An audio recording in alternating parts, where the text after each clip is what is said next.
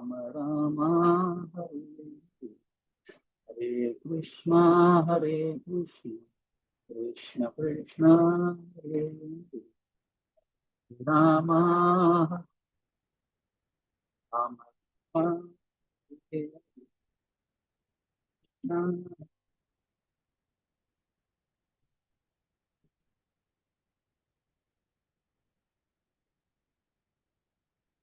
ஹரே கிருஷ்ணா ஹரே கிருஷ்ணா கிருஷ்ண கிருஷ்ணா ஹரே ஹரே ஹரே கிருஷ்ணா மாதாஜி. ஹரே கிருஷ்ணா பிரபு. ஹரே கிருஷ்ணா. யாராவது படிக்கிறீங்களா? யோக மாயா பத்தி படிக்கலாம். ஹரே கிருஷ்ணா. யாராவது படிக்க விருப்பம் இருக்கா? ஹரே கிருஷ்ணா ஹரே கிருஷ்ணா கிருஷ்ண கிருஷ்ணா. சரி, நானே படிக்கிறேன். சரி, 7வது அத்தியாயம். இப்ப நாம போன அத்தியாயத்துல என்ன பார்த்தோம்னா, அதாவது குணமாயா ஜீவமாயா அந்த 2 செயல்பாடை பத்தி நம்ம பார்த்தோம். இன்னைக்கு நாம பார்க்க போறது யோக மாயா. சரி, யோக மாயா சக்தின்றது என்ன, எது சொல்றாங்க? யாராவது சொல்ல முடியும்? விளக்கம் சொல்ல முடியுமா? யோக மாயா சக்தி.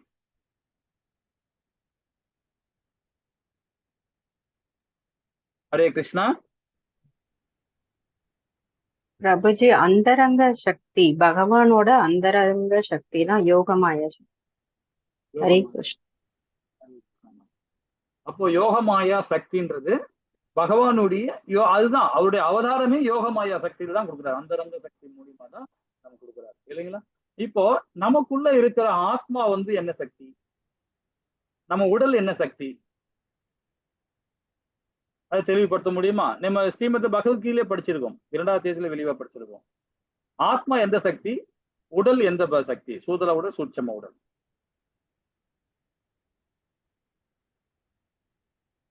சரி, ஆத்மா வந்து பாத்தீங்கன்னா யோகமாயா சக்தி, பகவானுடைய சக்தி, பகவானுடைய அம்சம்.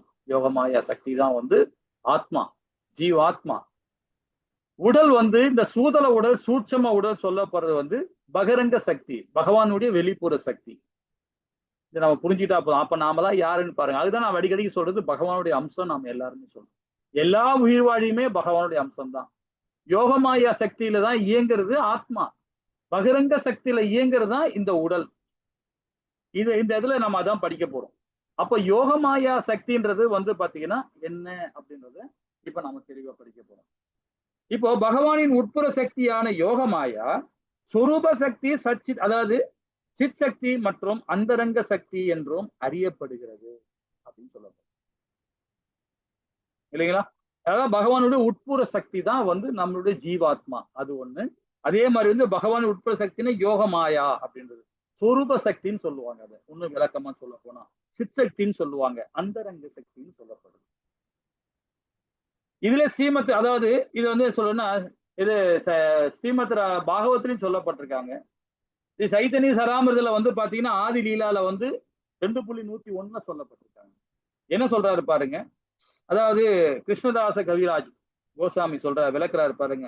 சொரூப சக்தி அல்லது அந்தரங்க சக்தி என்று அறியப்படும் சிற்சக்தியானது பல்வேறு வகையான தோற்றங்களில் வெளிப்படுத்தப்படுகிறது. அது கடவுளின் ராஜ்யத்தை அதாவது பரிவாரங்களை நிலைநிறுத்த செய்கின்றது. அதுதான் சொல்ல வர. அப்போ நாமெல்லாம் வந்து பாத்தீங்கன்னா பகவானுடைய அம்சம் நாம சொல்லப்பட்டிருக்கு வேதம். அப்ப நம்ம செயல் எப்படி இருக்கணும் பாருங்க. பகவானை நெகல் பண்ண வேண்டாம், பகவானை வந்து மையப்படுத்தி செயல்பாடு பண்ணமே தவிர பகவான் நாம கிடையாது. அவர் நிழல் தான் நாம், அவருடைய பிம்பம் தான் நாம், இல்லைங்களா? அதுல இருந்து எப்படி பண்ண முடியும் அப்படின்னு தான் நீங்க வந்து நம்ம அழகா கொடுக்குறாங்க. பகவான் கிருஷ்ணரின் சக்திகள் அளவிடக்கூடியது, அளவிட முடியாதவை. ஆனால் அவை பிரதானமாக சித் சக்தி, மாய சக்தி மற்றும் ஜீவசக்தி என்று 3 வகையாக பிரிக்கப்படுகின்றன. இம்மூன்று வகையிலும் சித் சக்தியானது மற்றவை விட உயர்ந்து நிற்கிறது அப்படின்னு சொல்றது. ஜீவசக்தின்னு சொல்லப்படுது ஜீவாத்மா. மாய சக்தின்றது பகவானுடைய, அதாவது நம்மளுடைய உடல், சூதல உடல் மாய, அதாவது இதுதான் மாய, இது மாய சக்தி, பகிரங்க சக்தி. அந்தரங்க சக்தின்றது உள்ள இருக்கிற ஜீவாத்மா. இது எல்லாமே மேன்மை அடைந்து எது பண்ண சித் சக்தி. இந்த 2 சக்தியோட உயர்ந்தது எதுன்னு பாத்தீங்கன்னா சித் சக்தி அப்படின்னு சொல்லப்படுது. அப்போ இந்த 3 வகையாக பிரிக்கப்படும். 3 வகையிலும் சிற்சக்தியானது மற்ற விட உயர்ந்தது அப்படின்னு சொல்லப்படுது. இதே இதே சைத்தன்ய சரிதாமர்ல மத்தியிலால 8.151 சொல்லப்பட்டிருக்காங்க. பகவான் கிருஷ்ணன் தம்மிடம் இது எல்லையற்ற சக்தியை கொண்டு உள்ளார். அவற்றை 3 முக்கிய பகுதிகளாக பிரிக்கலாம். அவை ஆன்மீக சக்தி, சிற்சக்தி, ஜடசக்தி, மாயசக்தி மற்றும் சக்தி, அதாவது ஜீவசக்தின்னு சொல்லுவாங்க என்பதை. இதில் இந்த ஜீவசக்தி என்பது உயிர்வாழிகளை குறிக்கின்றது. அந்த பகிரங்க சக்தி நம்ம சொல்றோம் பாத்தீங்களா, அந்த பகிரங்க சக்தின்றது நம்மளுடைய உடல் தான். இந்த சூதல உடல், சூட்சம உடல். அது பாத்தீங்கன்னா அந்த சக்தி என்னன்னு பண்ண இயற்கையை சார்ந்து இருக்கும், பௌதிகத்தை சார்ந்து இருக்கும், உடல் சுகத்துக்காக சார்ந்து இருக்கும். இந்த காற்று நல்லா இருந்தா நல்லா இருக்குமே இல்லைங்களா, இங்க ரொம்ப குளிர்ச்சியா இருக்கு, கடற்கரை ஓரமா இருந்தா நல்லா குளிர்ச்சியா இருக்குமே, இது பகிரங்க சக்தி. இதெல்லாம் மோகத்துல கொண்டு போகும். ஆனா சிற்சக்தின்றது ஆன்மீக சக்தி. அந்த ஆன்மீக சக்தியை நிலைப்படுத்தணும்னா அப்ப நாம எப்படி பண்ணணும், யோகமாயா சக்தி மூலியமாக, அந்தரங்க சக்தி மூலியமாக இருக்கிற ஆத்மாவை நம்ம புனிதப்படுத்தணும். அந்த ஆத்மா செயல நம்ம செயல்பட ஆரம்பிக்கணும். அப்ப ஆட்டோமேட்டிக்கா இந்த பகிரங்க சக்தி எப்படி ஒன்னாலும் மாறும். பகிரங்க சக்தி சொல்றதை பாத்தீங்கன்னா சுதந்திரமா இருக்கும் அது. ஆனா ஆத்ம சக்தி, அதாவது யோக சக்தி சுதந்திரம் கிடையாது. அது பகவானுக்கு நித்திய சேவை பண்றது மட்டும்தான் அதோட கட்டுப்பட்டு இருக்கும். ஆனா உடல் இருக்கு பாருங்க, சூட்சம சூதலம், இது ரெண்டுமே என்ன பண்ணும், சுதந்திரமா செயல்படணும்னு நினைக்கும். அதுதான் பௌதீகம். அதை கண்ட்ரோல் பண்ணணும்னா யோகமாயா சக்தியை நாம செயல்படுத்தினாதான் அதை அந்த ஹார்ட் டிஸ்கை ஓபன் பண்ணணும். இந்த ஹார்ட் டிஸ்க் மைண்ட்ல இருக்கு பார்த்தீங்களா, அந்த ஹார்ட் டிஸ்க் உள்ள ஓபன் பண்ணாதான் அந்த யோகமாயா சக்தின்ற கீயை போட்டு பாஸ்வேர்டை போட்டு இது ஓபன் பண்ணீங்கன்னா ஆட்டோமேட்டிக்கா அந்த பௌதீகம் பகிரங்க சக்தி செயல்பாடு குறைஞ்சிரும், வரையே வராது. அப்ப நாம இயற்கையை வாழும்போது எப்படி வாழ்வோம், அது நமக்கு தேவை, அத்தியாவசியம் தான். காற்று அத்தியாவசியம் தான், நமக்கு தேவைதான். அது எப்படி நமக்கு அளவோட எடுத்துக்கும், எல்லாமே ஒழுங்குபடுத்த ஆரம்பிச்சிடும், அந்த புலன்கிளர்ச்சியை கண்ட்ரோல் பண்ண ஆரம்பிச்சிடும். இதுதான் பகவானுக்கு ரொம்ப சைத்தன்ய சரிதாமத்துல ஆதியில மத்திய லீலால 8.51 சொல்லப்பட்டிருக்காங்க. இதுலயே பாருங்க, இதே 52 சொல்றாங்க, 152 சொல்றாங்க. என்ன சொல்றாங்க பாருங்க, வேறு விதமாக கூறினால் அந்தரங்க சக்தி, அதாவது உட்புற சக்தி, பகிரங்க சக்தி பகவானுடைய வெளிப்புற சக்தி, பகவானுடைய தாழ் ஜட சக்தின்றது பகிரங்க சக்தி இல்லைங்களா, மற்றும் தாட்சியத்தை, அதாவது ஜீவசக்தின்னு சொல்லப்படுது.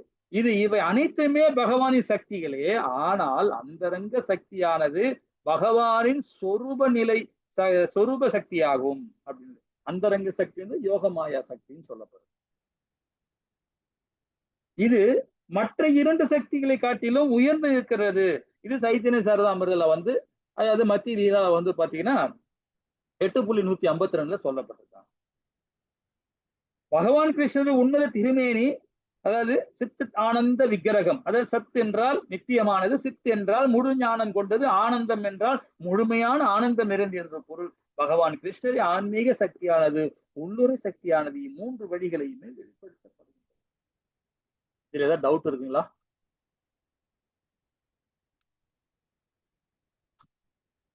ஹரே கிருஷ்ணா. பிரபுஜி, மகாமாயா சக்தியும் வெளிப்புற சக்தியும் ஒண்ணுங்களா பிரபுஜி? திருப்பி கேளுங்க மாதாஜி. மகாமாயா சக்தின்னு சொல்வீங்கல்ல பிரபுஜி, அதுவும் வெளிப்புற சக்தியும் ஒண்ணுதானா? அதாவது வெளிப்புற சக்தி தான் மகாமாயா சக்தி, ரெண்டுமே ஒண்ணுதான். ரெண்டும் ஒண்ணுதான்.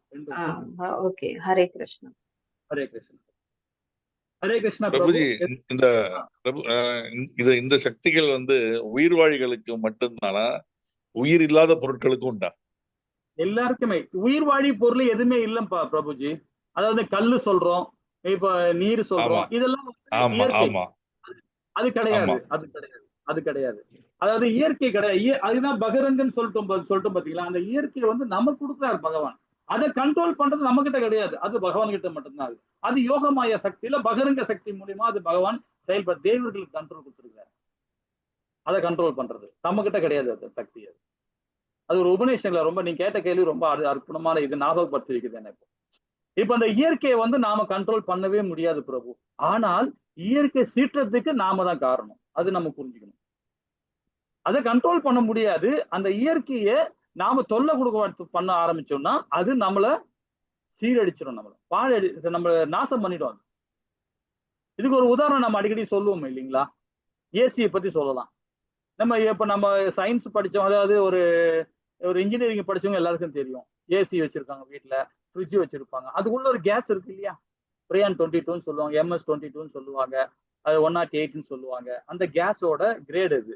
அந்த கேஸ் வந்து பாத்தீங்கன்னா அது எருந்து எடுக்கிறாங்க, இயற்கையில தான் கிடைக்குது.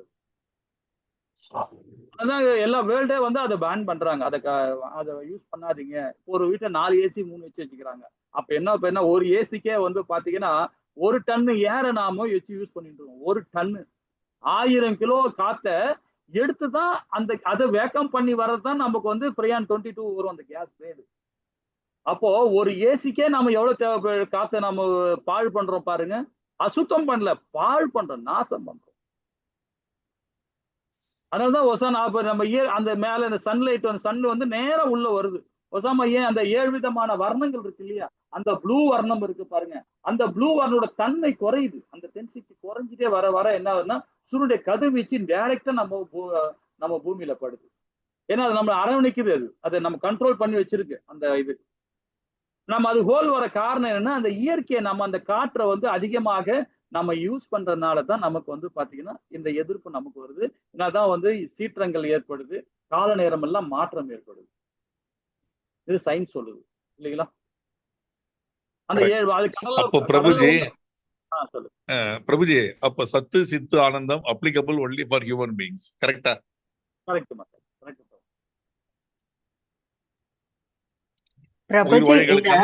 மனிதர்களுக்கு.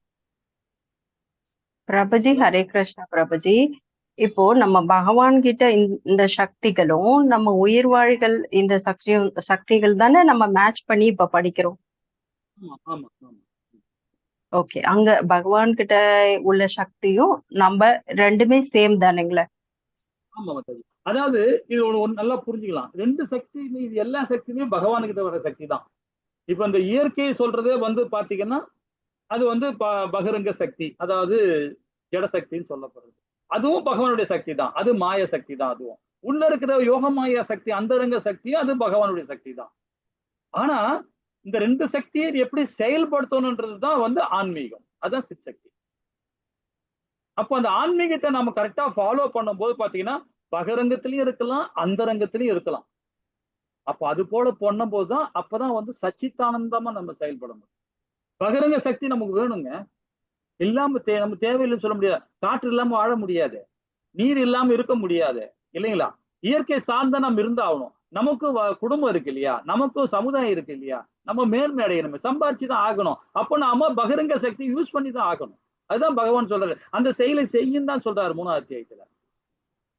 ஆனா எப்படி செய்யணும்ன்றாரு? பற்றற்ற தன்மையா, ஆன்மீக தன்மையில போகும்போது தான் நம்ம ஆசைப்பட மாட்டோம். அப்போ கண்ட்ரோல் பண்ணுவோம். இயற்கையை எவ்வளவு எடுக்கணுமோ அதுதான் எடுப்போம். நாம நிதானமா செயல்படுவோம். அது ஆன்மீகம். பௌதிகமா சொல்றது பௌதிக ஞானத்தோட நம்ம செயல்படுவோம். அப்ப என்ன சொல்றதுன்னா ஆத்ம ஞானம் இல்லாம பௌதிக ஞானத்தோட இருப்போம்னா ஒரு கலெக்டர் படிச்சிருப்பான், டாக்டர் படிச்சிருப்பான், என்னென்ன உத்தியோகத்துல இருப்பான். ஆனா அவன் வெறும் பௌதிக ஞானம் தான் இருக்கும். ஆன்மீக ஞானம் இல்லைன்னா கண்டிப்பாக அவன் வீழ்ச்சி அடைவான். திருப்பும் இதே சம்சார காலம் தான். திரும்ப திரும்ப இங்கதான் பிறக்கும். அதே பௌதிக ஞானம் வேணும், அந்த ஆன்மீக ஞானமும் வேணும். 2 ஞானமும் இருந்தா தான் அதுதான் ஆன்மீகம். அதுதான் பகரங்க சக்தி இது, அந்தரங்க சக்தி இது. இந்த 2 சக்தியும் ஒன்னா இருந்தா தான் சச்சித்தானந்தம். அதுதான் ஆன்மீகம். அதான் சித் சக்தின்னு சொல்றது. பிரபுஜி, அப்ப நம்மளோட ஆன்மீகம் தான் யோக மாயா சக்தி, கரெக்டுங்களா பிரபுஜி? அப்போ நம்ம பௌதீகமா இருக்கிறது மகாமாயா, வெளிப்புற சக்தி. அது அழியக்கூடிய சக்தி. அது அதுதான் பகவான் சொல்றார். உடலுக்காக நீ கஷ்டப்பட வேணாம். உடல் நினைச்சு கஷ்டப்பட வேணாம். இந்த உடல் என்ன 120 வருஷம் ஹையஸ்ட், அவ்வளவுதான். அதுக்கப்புறம் உடல் இல்லையே. அப்ப யோக மாயான்றது ஆத்மா தானே. ஆத்ம ரூபத்துல செயல்பாடு ஆரம்பிச்சுக்கோ. அடுத்த பிறகு நீதான் தீர்மானிக்கணும். இந்த உடல் அற்புதமான உடல் கொடுத்திருக்கேன், மனித உடல் கொடுத்திருக்கிறேன், இந்த அந்தரங்க சக்தியும் கொடுத்திருக்கேன், பகரங்க சக்தி கொடுத்திருக்கேன், சித் சக்தியும் கொடுத்திருக்கேன். இந்த சக்தியை நீ யூஸ் பண்ணுன்ற. யூஸ் பண்ணி அடுத்த பிறகு தேர்ந்தெடுக்கிறது உங்க கையில் தான் இருக்கு, என்கிட்ட இல்லைன்ற. இல்லைங்களா? அப்ப பிரபுஜி, தடா சக்தின்றது நமக்குள்ள உள்ள எதுங்க பிரபுஜி? தடா சக்தின்னு சொல்றது வந்து பாத்தீங்கன்னா, இப்ப இந்த 3 சக்தி சொல்லிருக்கோம் பாத்தீங்களா, இதை வழிநடத்தக்கூடியதான் சாஸ்திர சம்பிரதாயம். சாஸ்திர சம்பிரதாயத்துல இப்போ நம்ம ஒரு பாத்தீங்கன்னா 12வது அத்தியாயத்துல பக்தி யோகத்துல பகவான் சொல்றார் 6 விதமான பக்தி கொடுக்குறார் பகவான். அப்போ இந்த தடாசக்தி எப்படி இயக்கணும் அப்படின்றது பாத்தீங்கன்னா இந்த 6 சக்தியில வந்து அந்த 6 பக்தி ஏதாவது ஒரு பக்தி நீ இயக்கினாவே போதும் தடாசக்தி மூலியமா. அப்ப அந்த ஆட்டோமேட்டிக்கா அந்த தடாசக்தியை நம்ம இயக்க ஆரம்பிக்கும். இங்க நல்லா அழகா விரிவா கொடுத்துருக்காங்க பாருங்களேன். இந்த இடத்துல வரும் பாருங்க. அதாவது பாத்தீங்கன்னா ஆன்மீக சக்தி சித் சக்தி, ஜடசக்தின்றது மாய சக்தி, அதாவது தாட்ச சக்தின்னு சொல்றது அதுதான் தடாசக்தின்னு சொல்றது ஜீவசக்தி அப்படின்னு சொல்லப்படுது. இந்த 2 சக்தியுமே நம்ம செயல்படுத்தும் போது ஆன்மீக சக்தின்னு நம்ம சொல்றோம். அந்த ஆன்மீக சக்தியை வந்து எப்படி நாம கொண்டு போனோம் அப்படின்றத 12வது அத்தியாயத்துல பகவத்கீதையில 6 விதமான பக்தி கொடுக்குறாரு பகவான் சொல்றார். அனநிய சக்தி அனநிய பக்தியை கொடுன்றார், சாதனா பக்தியை கொடுன்றார், அது முடியல இது கொடுன்றார். சாதனா பக்தியை கொடுக்க முடியலையா, சரி ஓகே நிஷ்காம கர்ம யோகத்தை கொடுன்றார். அதையும் கொடுக்க முடியலையா சகாம கர்ம யோகத்தை கொடுன்றார். அப்புறம் பக்தி அதாவது பார்த்தா ஞான யோகத்தை கொடுன்றார், புத்தி யோகம் அதை கொடுன்றார். அதுவும் முடியலையா, சரி ஓகே தியான யோகத்தை கொடுன்றார். தியான யோகத்தையும் கொடுக்க முடியலையா, சரி ஓகே அதையும் விட்டுரு. தியாக யோகத்தை கொடுன்றார், உன் செயலெல்லாம் எனக்கு தியாகம் பண்ணுன்றார்,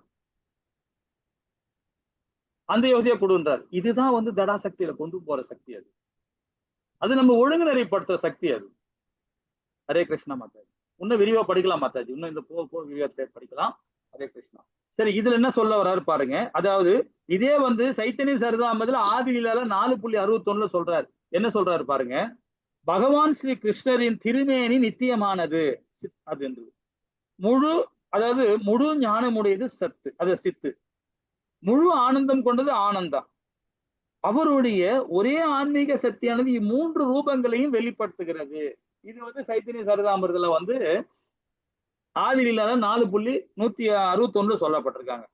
இதே வந்து பாத்தீங்கன்னா சில பிரபுபாதா அது விளக்கம் கொடுக்குறாரு பாருங்க. ஆதிலீலால வந்து 4.60 கொடுக்குறாரு. என்ன கொடுக்குறாரு பாருங்க. பரமபுருஷ பகவானின் அலாதினி சக்தின்னு சொல்லப்படுது. அலாதினி சக்தி அல்லது ஆனந்த சக்தி, அதாவது சாந்த சக்தி, சாந்தினி சக்தி அல்லது தொடர்ந்து இருப்புக்கான சக்தி மற்றும் சாமித்த சக்தின்னு சொல்லப்படுது. இந்த 3 சக்தி சொல்றாரு. எவ்வளவு பிரிவு பாருங்க. யோகமாயா சக்தியில 3 பிரிவா பிரிச்சு அலாதினி சக்தி, இந்த 3 பிரிவா திருப்பி பிரிக்கிறார். சமஸ்கிருதம் மூலியமா அப்படி சொல்றாரு. அதை பத்தி என்னன்னு படிப்போம், விரைவா படிப்போம். அப்ப சக்தி என்றும் இந்த 3 உட்புற சக்தியானது தன்னிடத்தை கொண்டு உள்ளனர். விஷ்ணு புராணத்தில் 1.32 அதாவது 1.12 ஃபர்ஸ்ட் காண்டத்துல 12வது அத்தியாயத்துல 69வது பதத்துல சொல்ல வரார். பகவான் பின்வருமாறு அழைக்கப்படுகிறார். பகவானே, தாங்கள் தான் அனைத்திற்கும் ஆதாரம், அதாவது அலாதினி, சாந்தினி மற்றும் சம்வித் ஆகியவற்றை காரணமாத்தான் நீர் ஆன்மீக சக்தி தங்களிடம் உள்ளது. ஆனால் சந்தோஷம், துன்பம் மற்றும் இவை இரண்டுமே கலந்த கலவையாக காரணமாக பௌதிக குணங்கள் தங்களிடம் இல்லை. ஏனெனில் உங்களுக்கு எந்தவித பௌதிக குணங்களும் கிடையாது. ஏன்னா இந்த 3 சக்தியுமே வந்து பாத்தீங்கன்னா மகாவிஷ்ணு அவதாரம் கொடுக்கிறார். என்னென்ன அவதாரம் ஞாபகம் இருக்குங்களா?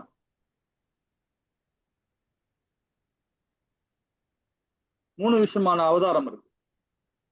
விஷ்ணு பகவான் 3 விஷ்ணுவா வர்றார். ஹரே கிருஷ்ணா. பிரபுஜி கர்போதக விஷ்ணு, காரண உதய சாய் விஷ்ணு, ஸ்ரீரோதக சாய் விஷ்ணு. பிரபுஜி இதுதான் இந்த 3 சக்தியும் இதன் மூலிதான் இயங்குது. அதை நல்லா புரிஞ்சுக்கணும். நாம பரமாத்மா ரூபத்துல கடைசி விஷ்ணுவா இருக்கிறா பாத்தீங்களா,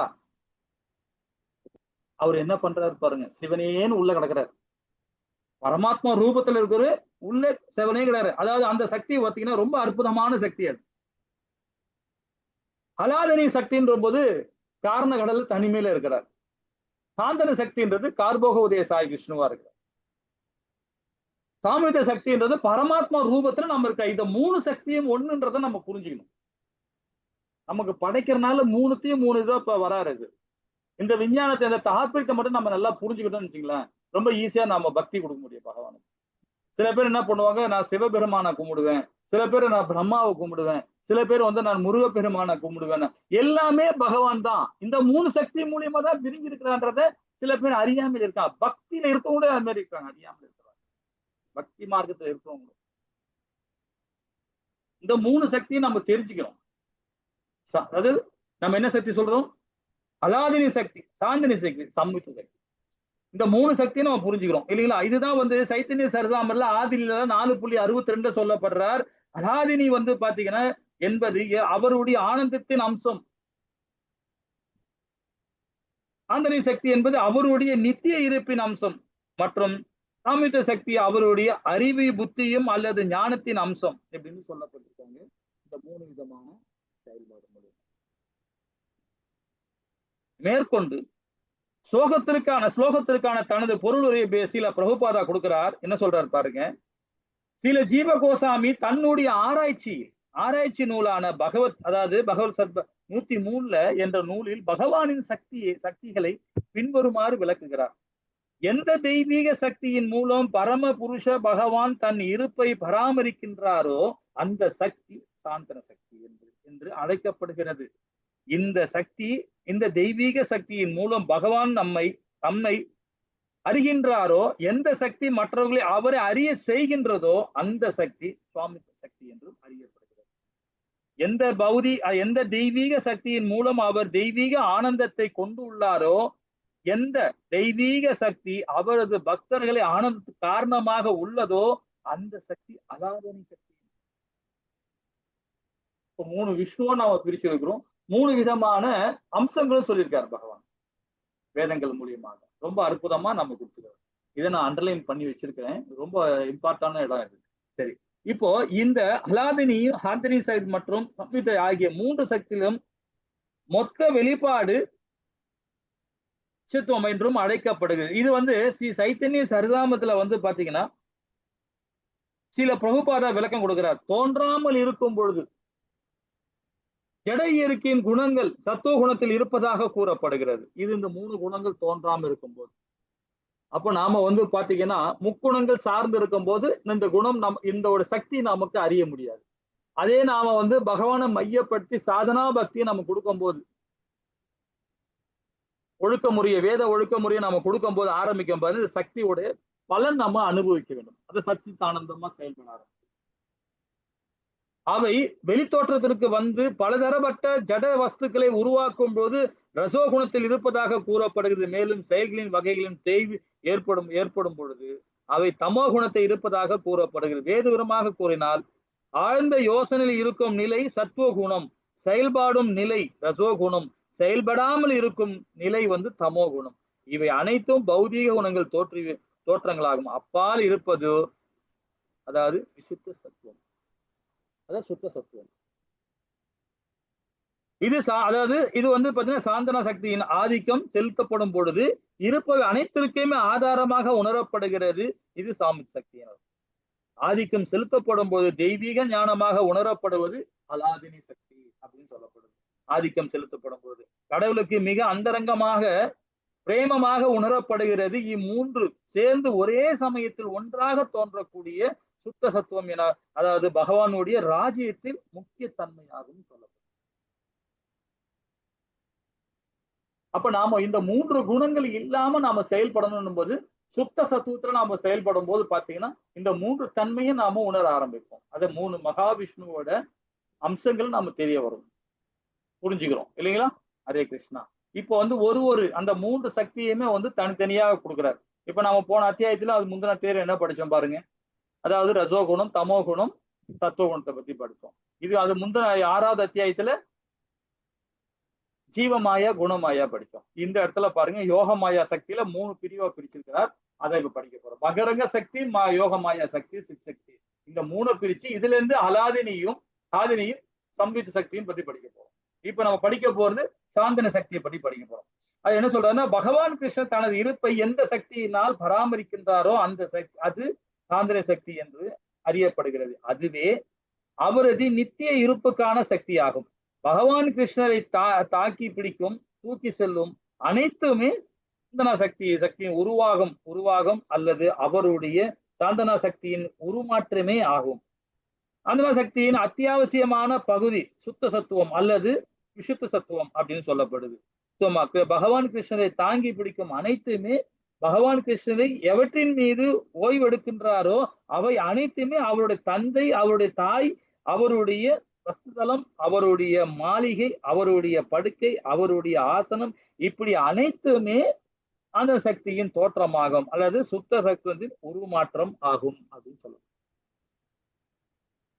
அப்போ பகவானுடைய இருப்பிடம் சொல்லும் போது நம்மளுடைய பகவானுடைய வைகுந்தம் சொல்றோம். இதுல வந்து பாத்தீங்கன்னா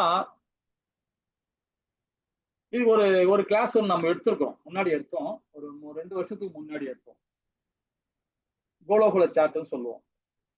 அந்த கோலோகுல அந்த பத்தி பாத்தீங்கன்னா அதோட வழிகள் 8 விதமான வழிகள் இருக்கு. அந்த 8 விதமான வழிகளை பத்தினா இதுதான் இங்க அழகா சொல்லப்பட்டிருக்காங்க. அந்த ஒரு நிலையை நாமும் உணரணும். எப்படி உணரணும் பாருங்க. நம்மளும் செயல் இங்கே உணரலாம். யோகமாய சக்தி நமக்குள்ள தானே இருக்கு, பகவானோட சக்தி நமக்குள்ள தானே இருக்கு. உணர முடியும். எப்படி உணர முடியும்? நம்ம செயலால, நம்மளோட ஆன்மீக ஞானத்தோட சச்சித்தானந்தமா செயல்படும் போது பாத்தீங்கன்னா அந்த செயல்பாடு கண்டிப்பா நமக்கு அந்த நிலை கொண்டு வரும். வைகுந்தத்தை இங்கிருந்தே நம்ம பார்க்கலாம். அதே பகவானே சொல்றாரு, இந்த வாழ்நாளே நீ அது அடைய முடியும்ன்ற, வாழ்நாளே உணர முடியும்ன்ற, வாழ்நாளே உனக்கு அந்த வைகுந்தம் உன் கண்ணுக்கு நேராக தெரியுன்றார் பக்தி மார்க்கத்தில் இருக்கும்போது. அப்ப அதுதான் ஆனந்தம் சொல்லப்படுது இல்லைங்களா? சரி, இது ஸ்ரீல பிரபுபாதா விளக்குறாரு பாருங்க. என்ன விளக்குறாருன்னா, பகவான் கிருஷ்ணர் எப்பொழுது முழு ஆன்மீகமானவர், பரமபுருஷ பகவானின் தாய் தந்தையர் மட்டுமின்றி அவருடைய இருப்பு சம்பந்தப்பட்ட மற்ற எல்லா பரிவாரங்களும் கூட காந்தன சக்தியின் தோற்றம் அல்லது சுத்த தத்துவத்தை பரிமாற்றங்கள் எனலாம். இதை இன்னும் தெளிவாக்குவதற்கு உட்புற சக்தியின் இந்த சக்தி ஆன்மீக உலகின் பல்வேறு வகையான தன்மைகளை பராமரிப்புடன் இவற்றை தோன்றுவதற்கு, அதாவது தோற்றத்திற்கு கொண்டு வரவும் செய்கின்றது என கூறலாம். பகவானின் ராஜ்யத்தில் பகவானின் சேவகிகள், அவருடைய துணைவியார், அவருடைய தாய் தந்தையர், இன்னும் மற்றவை அனைத்துமே சக்தியின் ஆன்மீக இருப்பின் பரிமாற்றங்களே ஆகும். பகவானின் வெளிப்புற சக்தியாக இருக்கும் சக்தி கூட அதே போல இந்த பௌதீக பிரபஞ்சத்தின் பல்வேறு வகையான தன்மைகளை விரிவடை செய்கின்றது. இதிலிருந்து ஆன்மீக தளத்தை பற்றிய ஒரு சிறு குறிப்பானை நம்மில் பெற இயலும்.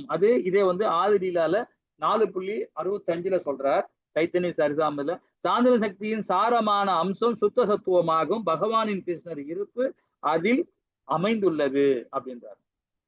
பகவான் கிருஷ்ணனை தாய் தந்தை, அவரது சாதனம், அவருடைய மாளிகை, அவருடைய படுக்கை, அவருடைய இருக்கை, இப்படி எவை அனைத்துமே சுத்த சத்துவத்தின் பரிமாற்றங்கள் ஆகும் அப்படின்னு சொல்லப்படும். இப்ப நாம இதுல படிச்சதுல ஏதாவது டவுட் இருக்குங்களா உங்களுக்கு? சாந்தன சக்தியை பத்தி ஏதாவது படிச்சதுல டவுட் இருக்குங்களா?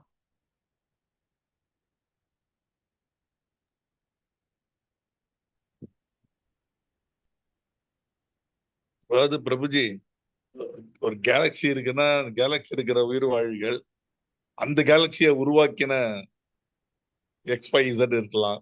அப்படின்னா என்டையர் கேலக்சி பிலாங்ஸ் டு பகவான் தானே? ஆமா ஆமா. அப்போ நம்ம பூமியை மட்டும் பாக்குறோம், இது இருக்கிற உயிர் வாழிகளை மட்டும் பாக்குறோம்.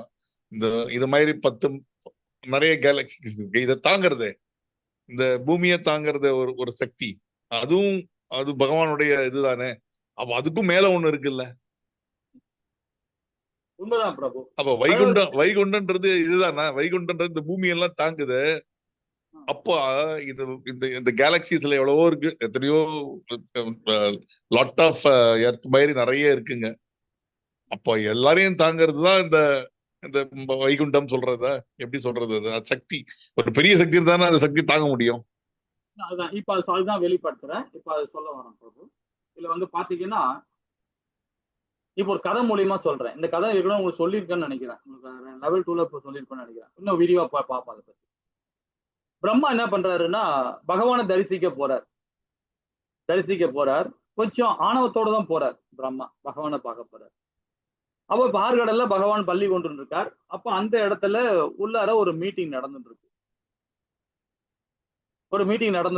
இம்பார்ட்டன்ட் மீட்டிங் நடந்துட்டு இருக்கு. அப்போ பகவான் உள்ள காவலாளி சொல்றான், இப்ப உள்ள போக கூடாதுங்க, உள்ள ஒரு மீட்டிங் நடந்துட்டு இருக்கு, உள்ள யாரும் வரக்கூடாதுன்னு சொல்லிட்டு பகவான் போட்டுக்கிறேன்னு துவாரபாலகர் சொல்றாங்க. அப்போ உடனே பிரம்மா கோவப்படுறாரு. ஏன்னா அவர் ஆல்ரெடி வந்ததே வந்து ஒரு சாந்தம் இல்லாம வந்திருக்காரு. அப்ப சொல்றாரு, நான் வந்திருக்கிறேன், பிரம்மா வந்திருக்கிறேன், நான் பகவானை தரிசிக்கணும், பேச வேண்டியிருக்கு, அதனால நான் போகணும் உள்ள, என்ன வழி விடு அப்படின்னு. முடியாது அப்படின்னு சொல்றாரு. அப்போ உடனே இல்ல நானே உள்ள போயிடுவேன், இல்ல நீங்க போக முடியாது, எனக்கு அந்த பவர் கொடுத்துருக்கிறாருன்னு. சரி இதையாவது போய் சொல்லு, நான் வந்திருக்கேன்னு போய் சொல்லு போயின்னு. அப்புறமா அவர் என்ன பண்ற, காவலாளி போறாங்க, துவாரபாலகர் உள்ள போய் பகவான் கிட்ட கேட்கிறாங்க, இது மாதிரி பிரம்மா வந்திருக்கிறார், அவர் உங்களை பேசணும்ன்றார், உங்களை இது பண்ணணும் பார்க்கணும்ன்றாரு அப்படின்னு. இதெல்லாம் இப்போ வர முடியாது, வேலையா இருக்கிறேன் இல்லையா, நான் தான் சொல்லிட்டேன் இல்லையா, கொஞ்சம் வெயிட் பண்ண சொல்லு, இன்னொரு நாளைக்கு வர சொல்லு அப்படின்னு அனுப்பிச்சு விடுறேன். சரி உடனே துவாரபாலகர் வராங்க, பகவான் கிட்ட வராங்க திரும்பவும். இவரு பிரம்மா கிட்ட வராங்க. பிரம்மா கிட்ட சொன்ன உடனே இது மாதிரி சொன்னோன்னா பிரம்மா ஒன்னும் டென்ஷன் ஆகுறாரு. அவரு அதுவும் ஒரு கொஸ்டின் கேட்டார், எந்த பிரம்மா வந்திருக்காரு அப்படின்னு அவர் கேட்கிறாரு. சொல்லியிருக்காரு பகவான். அப்ப காவலாளி இதே சொல்றாரு, நீ எந்த பிரம்மான்னு வேற தெரியலன்றாரு, நீ யாருன்னு கிளியரா சொல்லல, அது இல்லாம வந்து நீ பிரம்மான் தான் சொன்னீங்க, எந்த பிரம்மா வந்திருக்குன்னு அவர் கேட்கிறாரு அப்படின்னு. என்ன ஐயா சொல்ற, இருக்குதே ஒரு பிரம்மா தான், நான் மட்டும்தான் இருக்கிறேன், என்ன புரியாத மாதிரி சொல்ற. உடனே காவலாளி சொல்றான், ஐயா நீ சொல்றது தவறான புரிதல், என்ன நான் நீ சொல்றத நான் அப்படியே உள்ள போய் சொல்றேன், பகவான்கிட்ட திருப்பி உனக்காக போய் சொல்றேன், நீ பிரம்மான்ற 4 தலை பிரம்மா வந்துருன்னு சொல்ற, நான் போய் சொல்றேன், ஆனா நீ உள்ள பார்த்த பேர் உனக்கு புரியும், சரி நான் போய் திருப்பியும் போறேன் சொல்லி திருப்பியும் துவாரபாலகர் போறாங்க, 2 பேரும் போறாங்க, திருப்பியும் பகவான்கிட்ட போய் சொல்றாங்க. அப்போ சொல்ற 4 தலை பிரம்மா வந்திருக்கிறாராம் அப்படின்னு. அப்படியா, சரி வர சொல்லு அப்படின்னு சொல்லிடுறாரு. உடனே இவர் திருப்பி உள்ள போறார், பிரம்மா போய் பாக்குறாரு. பாத்தீங்கன்னா அந்த மீட்டிங்ல ஏகப்பட்ட பிரம்மா உட்கார்ந்துட்டு இருக்கிறாங்க, இவர் ஒரு பிரம்மா தான் இருக்கிறான்னு நினைச்சுட்டு இருக்காரு.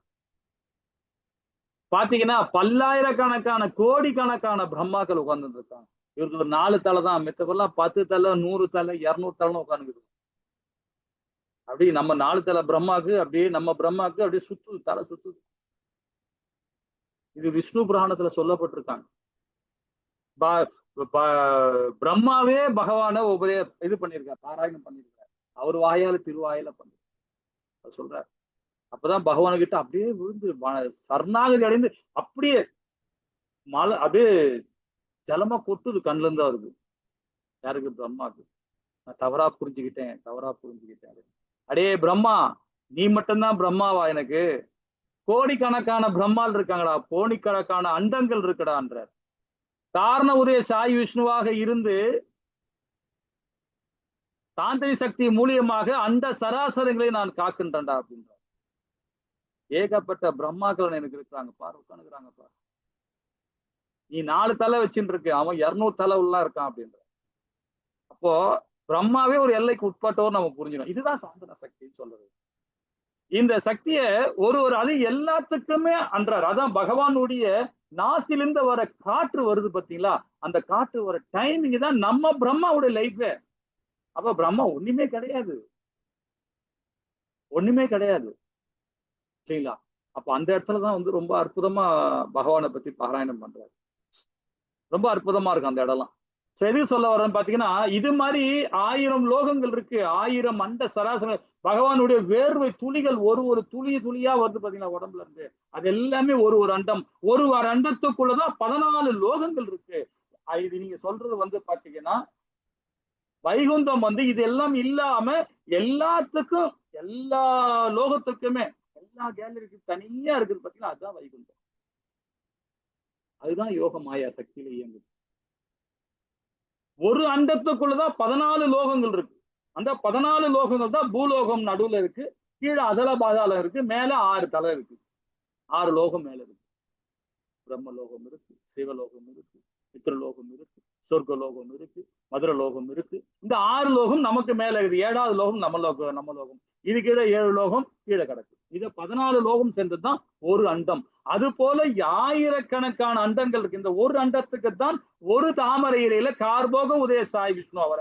அது மாதிரி கார்போக உதய சாய் விஷ்ணு கோடிக்கணக்கான விஷ்ணுகள் இருக்காங்க.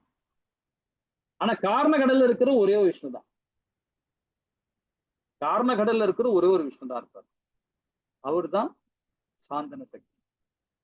அலாதனி சக்தின்னு சொல்லப்படுறது வந்து பாத்தீங்கன்னா ஏகப்பட்ட விஷ்ணு இருக்கிறாங்க. கார்போக உதய சாய் விஷ்ணு, அவங்க ஒரு ஒரு அண்டத்துக்குள்ளேயும் ஒரு ஒரு உயிர் வாழியை உருவாக்க தன்மை உள்ளாங்க. இந்த உயிர் வாழி இந்த அண்டத்துல 4 தல பிரம்மா மூலியமாக 84 லட்சம் ஜீவராசி அண்ட சராசரங்களை படைக்கிறார் இந்த பிரம்மா. இன்னொரு அண்டம் இருக்கு, அதுலயும் பல லட்சக்கணக்கான அண்டங்களை உயிர் வாழியை உருவாக்குறார். அது ஒரு பிரம்மா. இது மாதிரி ஏகப்பட்ட உயிர் வாழிகள் இருக்கு. நமக்கு என்ன கொடுத்தது ஸ்ரீமத் பாகவத்துல கொடுக்குன்னா இந்த அண்டம் கார்போக உதய சாய் விஷ்ணு இந்த 4 தல பிரம்மா மூலியமாக வந்ததுதான் 84 லட்சம் ஜீவராசி. இது மாதிரி லட்சக்கணக்கான ஜீவராசிகள் இருக்கு. இன்னைக்கு அதுதான் ஏலியன் சொல்றாங்க, என்னென்னமோ கண்டுபிடிச்சுட்டு இருக்காங்க. அது நம்ம இதுலயே கிடையாது, நம்ம பூலோகத்திலே நம்மளுடைய லோகத்திலே வராது. அந்த 14 லோகத்திலே வராது. அதெல்லாம் வெளியே இருக்கு, வேற ஒரு இது லோகத்துல இருக்கு. இது மாதிரி ஏகப்பட்ட உயிரினங்கள் இருக்குன்றத உபநிஷங்கள் நான் படிச்சிருக்கிறேன். ஒரு ஒரு அண்டத்திலையும் ஒரு விஷ்ணு ஒரு பிரம்மாக்களுக்கும் பார்த்தீங்கன்னா 80 லட்சம் 90 லட்சம் 100 லட்சம் உயிர் வாழிகை உருவாக்க தன்மை இருக்குன்றார். வேதங்கள் மூலியமா சொல்லப்படும், புராணங்கள் மூலியமா சொல்லப்படும். இதெல்லாம் கோடான கோடி வருஷத்துக்கு முன்னாடியே வேதங்களை கொடுக்கப்பட்டிருக்காங்க. ஓகேங்களா? ஹரே கிருஷ்ணா. சரி, இப்ப நாம அலாதனி சாந்தன சக்தியை படிச்சோம். இப்ப சாமித்த சக்தியை பத்தி படிக்க போறோம். பகவான் எந்த சக்தியானது அவர் தன்னை பற்றி தெரிந்து கொள்ள உதவி செய்கிறது அப்படின்றார். இந்த சக்தி எது சொல்ல போறாரு? ரொம்ப அழகா இதுல சொல்லப்படுறான், படிப்போம். எந்த சக்தியானது அவர் மற்றவர்களை அறிந்து கொள்ள உதவி செய்கிறதோ அந்த ஆன்மீக சக்தியே சாமித்த சக்தியாகும். இந்த சக்தியின் மூலம் ஒருவர் கிருஷ்ணர் தான் பரமபுருஷ பகவான் என்று புரிந்து கொள்கிறார். இது கார்பக உதய சாய் விஷ்ணு. இவர் என்ன பண்றார்? நாரத முனியை படைக்கிறார். இது தவறா சொல்லிட்டேன், பிரம்மாவை படைக்கிறார். பிரம்மாவை சனத்குமாரை படைக்கிறார். அதுக்கப்புறம் 7 பெருமுனிகள், அதுக்கப்புறம் மனுக்கள், அதுக்கப்புறம் மனித பிறவி, அதுக்கப்புறம் பாத்தீங்கன்னா அப்படி வரிசையா போயிட்டு இருக்காங்க. அந்த அறியும் சக்தி தான் என்ன சொல்றதுன்னா சாமித்த சக்தின்னு சொல்லப்படும். அப்போ பகவான் கிருஷ்ணர் புருஷோத்தரமான முழுமுறு கடவுள் என்ற ஞானம் அமிர்த சக்தி ஆகும். இது சைத்தன்ய சரிதாமத்துல 67 சொல்லலாம், 4.67 சொல்லப்பட்டிருக்காங்க.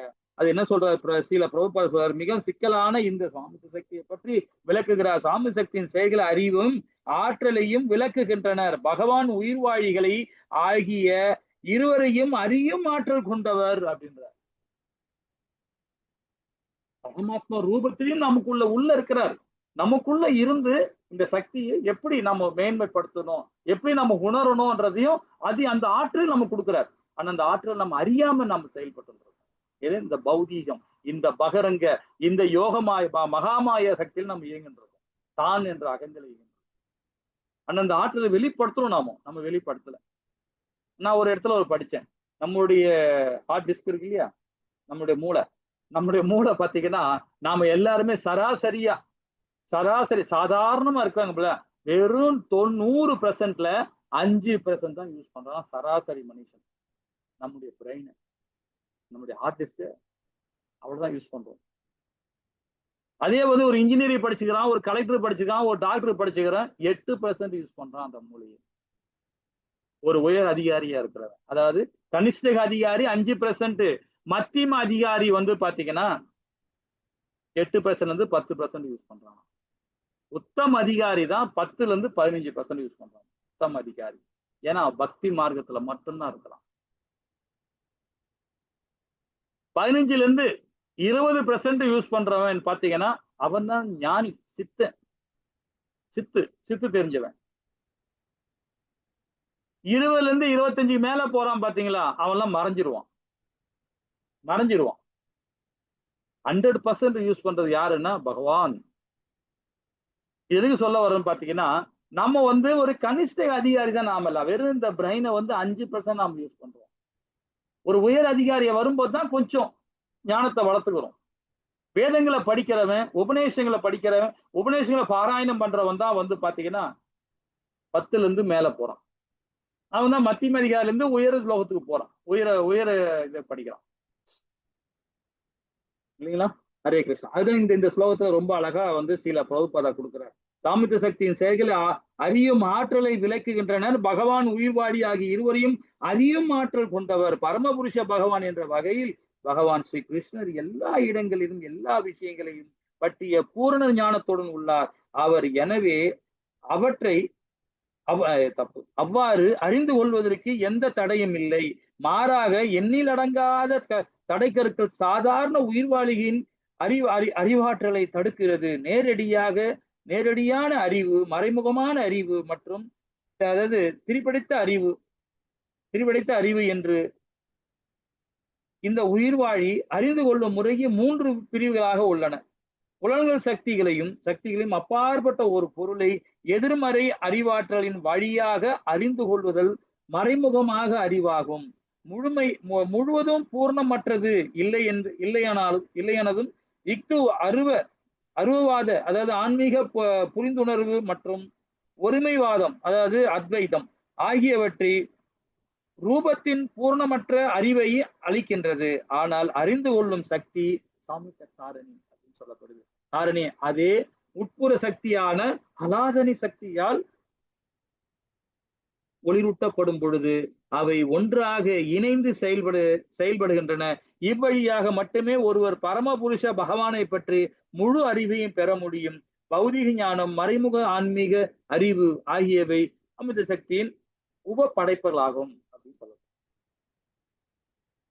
இதுல ஏதாவது டவுட் இருக்குங்களா? சுவாமித்த சக்தியை பத்தி ஏதாவது டவுட் இருக்குங்களா?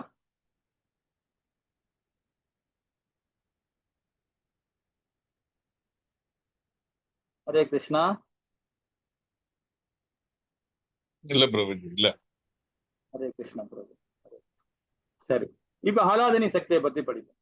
ஹலாதனி சக்தி என்ன சொல்லணும்னா, பகவான் தெய்வீக சக்தி எந்த பகுதி மூலம் அவர் தெய்வீக ஆனந்தத்தை தனக்குள் கொண்டு உள்ளாரோ பகவானின் பக்தர்களின் இதயங்களில் இது எது ஆனந்தம் உண்டாக காரணம் உள்ளதோ அந்த சக்தி ஹலாதனி எங்க நம்ம ரூபத்தை நமக்குள்ளார யோகமாயா சக்தி மூலியமாக அதுக்குள்ள இருக்கிறாரு பாருங்க.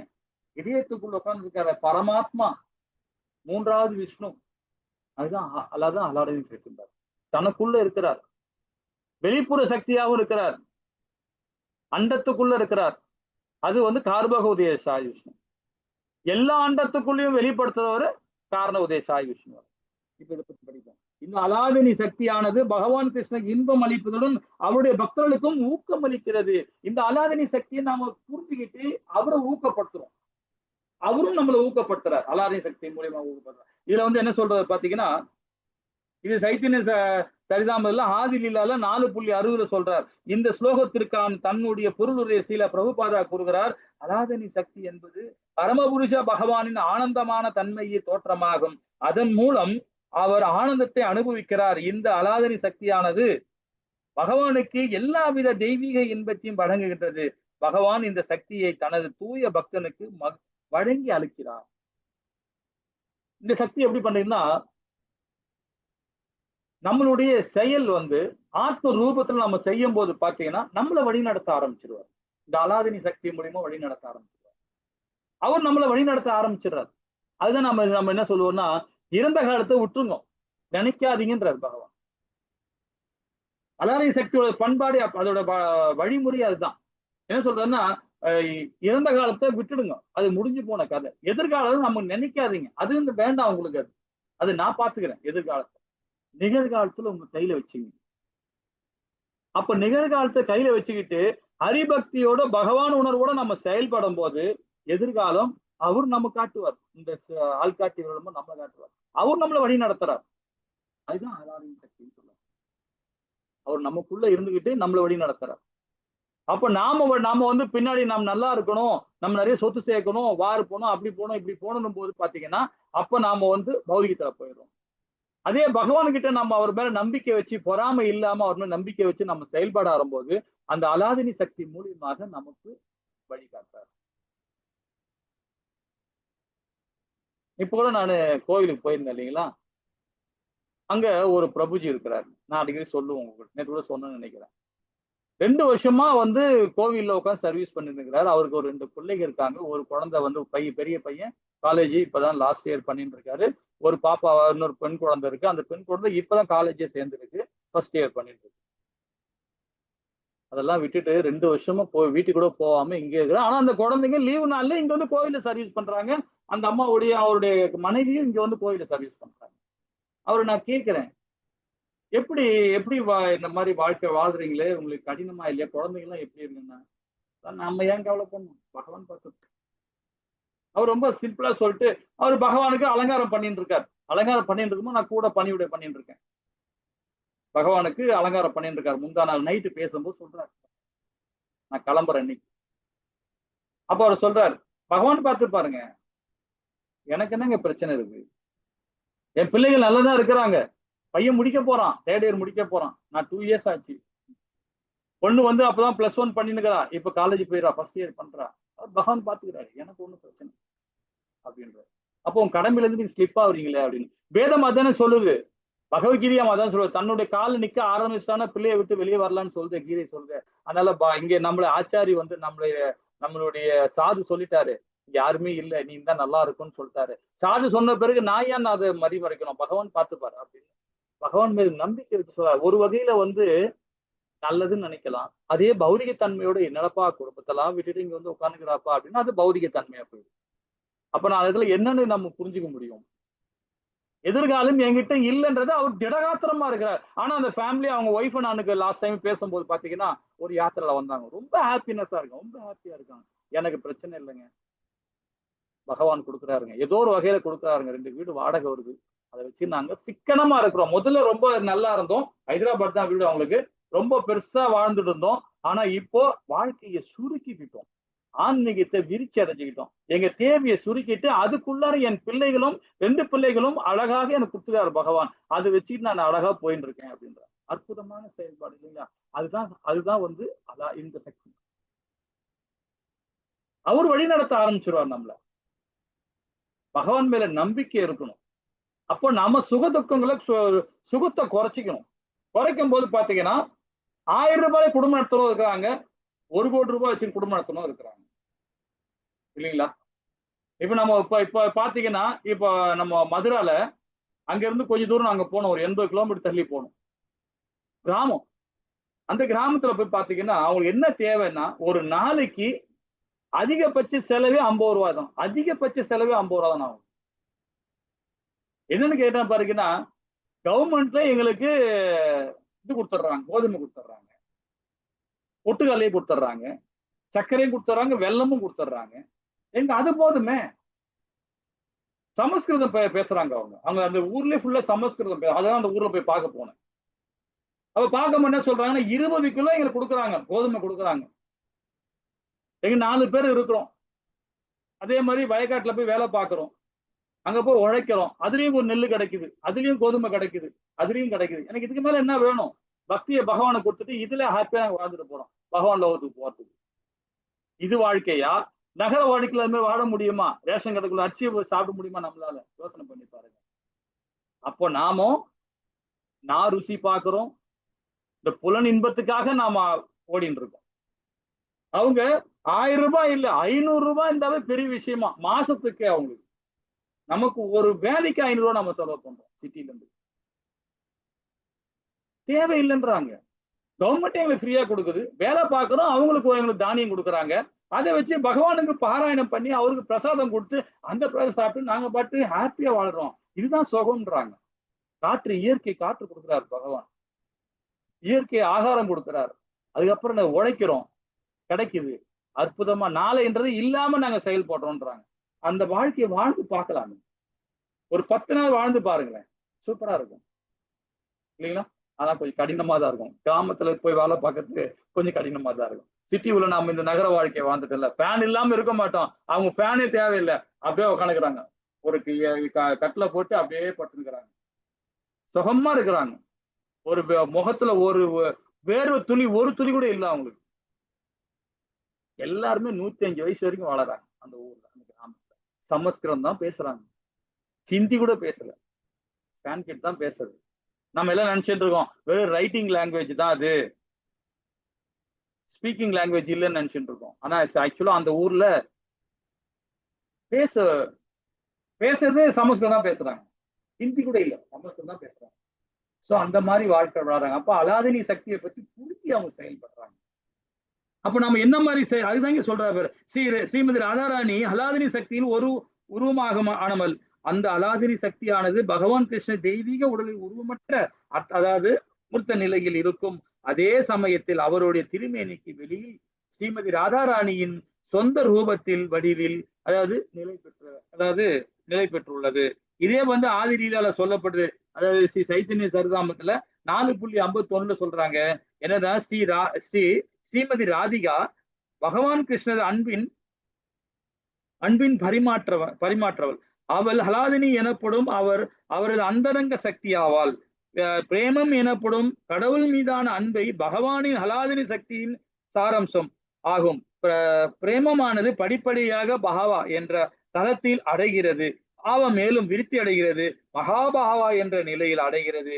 ஸ்ரீமதி ராதாராணியின் கடவுள் மீதான அன்பின் மிக உயர்ந்த நிலையே மகாபாவாவின் வழியில் ரூபமாகும்.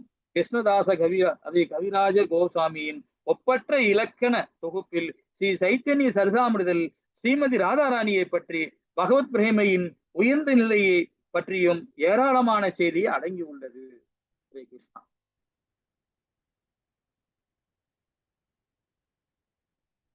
இல்லைங்களா? ஹரே கிருஷ்ணா. இதோட இந்த கிளாஸ் நிறுத்திப்போமா? நம்ம அடுத்த வாரம் அதை கொஞ்சம் தொடங்குவோம். 39 பக்கம் நம்ம அடுத்த வாரம் நம்ம படிக்கலாமா? ஹரே கிருஷ்ணா. கொஞ்சம் 2 கிளாஸ் எடுத்துட்டோம்னா ஒரு மாதிரியா இருக்கு. ஹரே கிருஷ்ணா. ஓகேவா? பரவாயில்லைங்களா? எடுக்கலாமா? இல்ல ஓகேங்க பிரபுஜி. நெக்ஸ்ட் வீக் பார்க்கலாம் பிரபுஜி. ஹரே கிருஷ்ணா. 40 ஞாபகம் வச்சுங்க. நானும் நோட் பண்ணி வச்சிருக்கேன். 40 பக்கம் நம்ம நாளைக்கு அடுத்த வாரம் தொடங்கலாம். இதே அலாதினி சக்தியை பத்தி ரொம்ப இன்னும் விரிவா படிக்க போறோம். நல்லா படிப்போம். இதுல எல்லாம் ஸ்லோக மொழி தான் கொடுக்குறாங்க. இந்த உபநேசங்கள், அப்புறம் சைத்தன்ய சரிதாமத்துல ஸ்ரீமத் பாகவதம் உபநேசங்கள் தான் கொடுக்குறாங்க சாரம்சம். அது நம்ம ஓமிச்சு காட்டுறாங்க. இதுல இருந்து இந்த நல்லா இருக்கும் அப்படின்றத கொடுக்குறாங்க. படிப்போம். என்ன சக்தி ரொம்ப விரிவா போயிட்டே இருக்கு. கொஞ்சம் அதிகமா போயிட்டே இருக்கும். இதெல்லாம் பாத்தீங்கன்னா 40-43 பக்கம் போகுது அப்படியே. ஹரே கிருஷ்ணா. வாஞ்ச கல்பத்தராய கிருப சிந்தேவ பகனானாம் பாவனி வைஷ்ணவி நமோ நமக. ஜெய் ஸ்ரீ கிருஷ்ணா சைத்தன்ய பிரபு நித்யானந்த ஸ்ரீ அத்வைத கதாதார ஸ்ரீவாசாதி கௌரபக்த விருந்துகிஜே. ஹரே கிருஷ்ணா ஹரே கிருஷ்ணா கிருஷ்ணா கிருஷ்ணா ஹரே ஹரே ஹரே ராம ராம ராம ஹரே ஹரி. ஓ ஏதாவது டவுட் இருந்தா கேட்கலாம். ஹரே கிருஷ்ணா மாதா.